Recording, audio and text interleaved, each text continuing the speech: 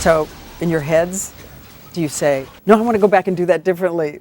No, I mean, we're actually very happy with how the finale ends. Not one part of it. You say to yourself, what if we'd... Probably once it's on and we have hindsight and it's too late to actually change it, then maybe a sense of we wish we could go back. But right now we've been talking about this ending for so long that we kind of have no excuse to make excuses for it at this point. But I'd always heard that you knew where it was going to end, but did you really pretty much have the whole arc into the ending done too?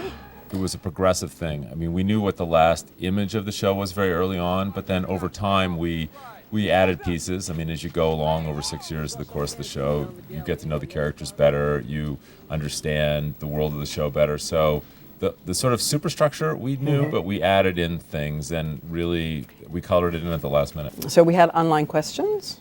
Shoot. Damon and Carlton, you guys have created a story that will continue to embed itself in the minds and culture of the people. What then is most important to you that lost followers 25 years from now take away from the show? I think that we just want them to feel like it was worth it. You know, people really invested 6 years of their lives, and in some cases watched episodes multiple times. That when it's all said and done, that they say, you know, a lot of us have been in relationships. You spend 6 years in that relationship, and you go, that's 6 years that I wish I could get back. Our only hope is that people say, yeah, that was worth it. And we've got our own team here. As you can see, we're just swarming you all morning Awesome. long. Cool. So go, Sadie. So the first question I have is, what is the name of Jacob's brother? Oh, just throw a softball, why don't you? Let's just call him the Man in Black. Are we going to find out his name? Perhaps. Well, I'd watch on Sunday night, see. Okay. It's a good question to be asking. Okay, so that would be significant. One of the things about him is because he doesn't look like the Man in Black anymore, people have started calling him Locke, and that was part of what he has this effect on the characters. They're confused. They know that it's not Locke, but they start calling him Locke, and he looks like Locke for a reason, as confusing as that sounds. So the fact that he doesn't have a name is part of his ability to, you know, confuse and bedazzle the other castaways. This is also about the Man in Black. Can he become an animal?